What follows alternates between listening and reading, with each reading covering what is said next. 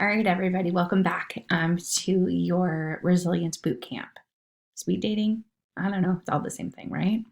So, this one is talking about understand emotions. And if there's one thing that you focus on during this time of crisis, it is this understanding your emotions. This is the thing that will build your resilience more than anything else. And we were not, as Glennon said, given a good memo about this. We have to do better with our emotions. So many of us feel things and then we judge ourselves for feeling those things. And what we are asking you to do to build resilience is to not do that, to just experience your emotions and not to judge them as good or bad, but just that they are, and then learn then how you want to respond to those times when you're having those emotions. Thinking of emotions truly as events, I think, is helpful in this process. So know that there's a prompting event. Sometimes it's called a trigger, but something happens in the world around you. And then you interpret it, you tell yourself a story about it, and then you have a physical response and then an actual response. Oftentimes, those happen really quickly. We use meditation and yoga and mindfulness to lengthen the gap between your interpretation, your physical response, and your actual action so you can actually see things slow down and then you can choose your response versus just having it happen to you. So that's why those practices are really important. I didn't write anything about that, but maybe I will.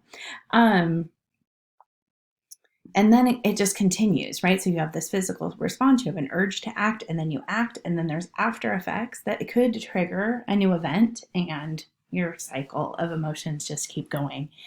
We talk in education a lot about interrupting that cycle so that we can have a different response. We also talk about emotional intelligence.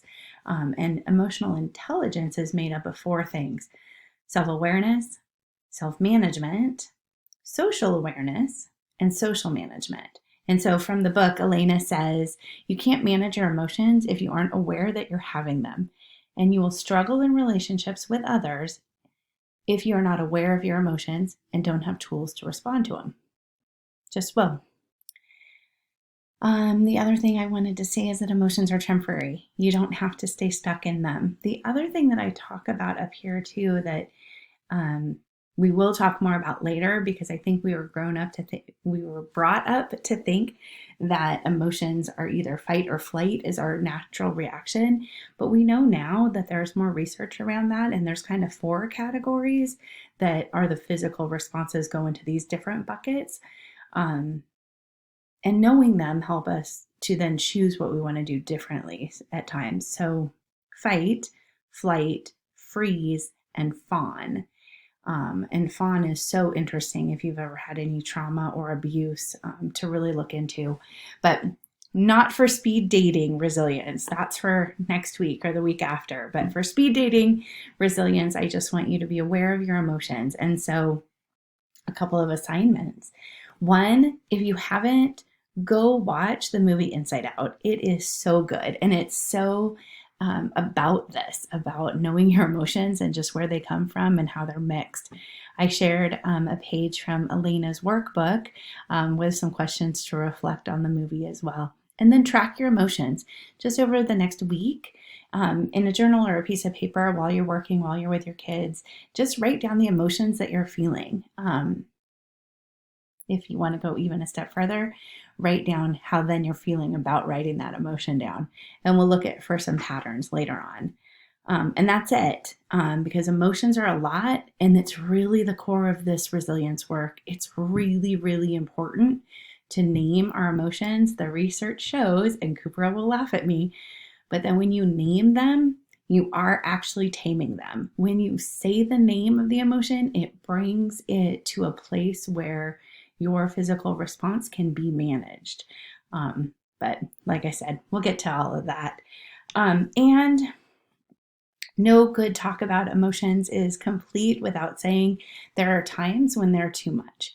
There are definitely times when you need to tap out and get help. either for yourself or your family. There are crisis lines available right now if people are feeling that they are beyond what they can manage in their own day-to-day life. Please use those numbers. It's not a time to man up your emotions. It's a time to feel them. Get help with the people you're living with. And if you're not living with anybody or the people you're living with can't help you, get help from outside, because this is a really isolating time and we don't want people to feel alone and unable to deal with emotions that they're feeling. So that's it for now. Know your emotions, understand them, and we'll talk more soon.